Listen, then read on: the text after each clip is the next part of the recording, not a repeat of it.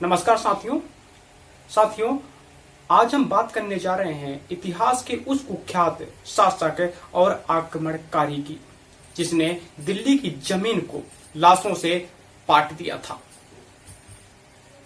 इतनी नृशंस हत्याएं की थी कि दिल्ली की जमीन लाल हो उठी थी। कहा जाता है कि लाशों के सड़ने से संक्रमण का प्रकोप इतना भयानक फैला था कि दिल्ली की जनता दिल्ली को छोड़ने के लिए मजबूर हो गई थी।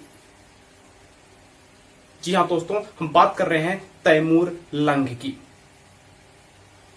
इस क्रूर आक्रमणकारी शासक का जन्म उज्बेकिस्तान के एक छोटे से गांव में हुआ था। जिस गांव में इसका जन्म हुआ था उस गांव के इसके पिता जागीरदार थे। जब इसके पिता की मृत्यु हुई तो यह तैमूर लंग अपने पिता का उत्तराधिकारी बना, यानी कि उस गांव का जागीरदार बना, क्योंकि यह मंगोल वंश से संबंधित था। आगे चलकर जब 1369 ईस्वी में समरकंद के मंगोल शासक की मृत्यु हुई तो इसने समरकंद की राजगद्दी पर कब्जा कर लिया और आसपास के क्षेत्रों को जीतने का काम किया। इस विजय से प्रभावित होकर इसने चंगेज खां और सिकंदर की विचारधारा पर चलने का निश्चय किया और विश्व विजय की ठान ली। इसने 1380 से 1387 के बीच देश के विश्व के कई देशों को जीता, जैसे Khorasan, Italy, Iraq, Iran, Afghanistan इत्यादि। इसके बाद इसकी दृष्टि भारत पर पड़ी। भारत पर आक्रमण करने से पहले इसने अपने पौत्र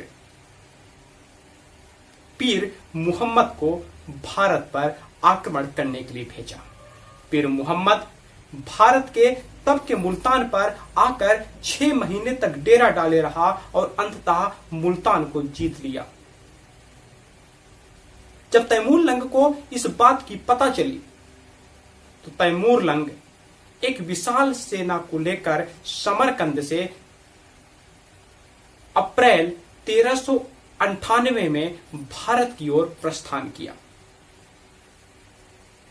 चूंकि यह इस्लाम धर्म का अनुयायी था, मुसलमान था, तो रास्ते में इसे 2 इस्लामिक समुदाय के लोग मिले, जिसमें से एक अमीर समुदाय था तो दूसरा था सरदार। इन दोनों समुदायों ने दूरस्थ क्षेत्र भारत पर आक्रमण करने का विचार नहीं किया था, यानी कि इनका भारत पर आक्रमण करने का विचार नहीं था। किंतु तैमूर लंग ने अपनी सेना को मजबूत करने के लिए इन दोनों को अपनी सेना में मिलाना चाहा और इसने कहा कि भारत पर आक्रमण करने का हमारा मूल उद्देश्य इस्लाम धर्म का प्रचार प्रसार करना है। फिर होना क्या था, अमीर और सरदार दोनों ही तैमूर लंग की सेना में शामिल हो गए। तैमूर लंग सिंध नदी को पार कर जब झेलम नदी के तट पर पहुंचा तो मुल्तान में बैठा इसका पौत्र यानी कि नाती पीर मुहम्मद इससे मिला और इस प्रकार तैमूर लंग की सेना और भी विशाल होती गई। तैमूर लंग ने भारत पर पहला आक्रमण राजस्थान के भटनेर पर किया और भटनेर के दुर्ग को जीत लिया। भटनेर के दुर्ग को जीतने के बाद तैमूर लंग अपनी आत्मकथा तुजू के तैमूरी में स्वयं कहता है कि भटनेर जैसा किला शायद भारत में कहीं भी मजबूत नहीं होंगे। फिर होना क्या था, यह भटनेर से दिल्ली की ओर रवाना हुआ और भटनेर से दिल्ली के बीच के मार्ग में जितने भी स्थान आए उन सबको लूटने का काम किया, वहां की जनता का कत्ले आम किया और पहुंच गया दिल्ली के दरवाजे पर।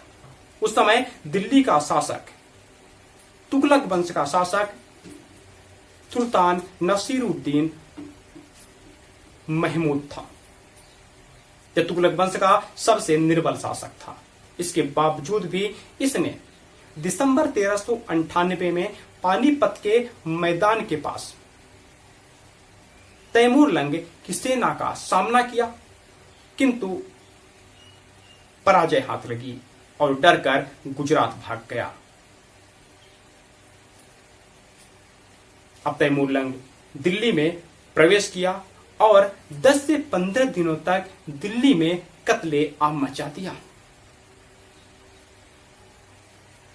लोगों को उनके परिजनों के सामने तड़पा कर मारना शुरू कर दिया। किसी के हाथ काटे, किसी के कान काटे, किसी के पैर काटे। स्वेच्छा से सार्वजनिक मौत दिया। कहा जाता है कि दिल्ली का कोई सा भी नुक्कड़, कोई सा भी चौराहा, कोई सा मार्ग ऐसा नहीं था जो लाशों से खाली रहता। यानी कि पूरी दिल्ली की पूरी जमीन लाशों से पाटने का काम इस क्रूर शासक तैमूर लंग ने किया। कहा जाता है कि इसने सिर को काट काट कर मीनारें बनानी शुरू कर दी थी। इतना रक्तपात किया था कि जमुना नदी का पानी लाल हो उठा था। इस प्रकार तैमूर लंग ने दिल्ली में 10 से 15 दिन तक तबाही मचाया और पीढ़ियों से संचित दिल्ली की धन दौलत को लूटकर अपने राज्य, अपने देश समरकंद वापस चला गया। समरकंद वापस जाता उससे पहले 1399 ईस्वी में, जनवरी 1399 ईस्वी ने यह भारत के यानी कि अखंड भारत के कुछ क्षेत्रों को भी जीता, जैसे कि सिंध, कांगड़ा, शिवालिक इत्यादि। जब यह समरकंद जा रहा था, यानी कि अपने देश वापस जा रहा था, तो पंजाब के गवर्नर खिज्र खां को इसने अखंड भारत में जीते क्षेत्रों को देने का काम किया। और यही कारण है कि खिज्र खां ने आगे चलकर दिल्ली सल्तनत के अंतर्गत सैयद वंश की स्थापना की। खिज्र खां स्वयं को तैमूर लंग का गुलाम मानता था, दास मानता था। यही कारण है कि उसने आजीवन सुल्तान की उपाधि यानी सुल्तान की पदवी धारण नहीं की, बल्कि रैयत-ए-अला की उपाधि धारण करके कार्य किया।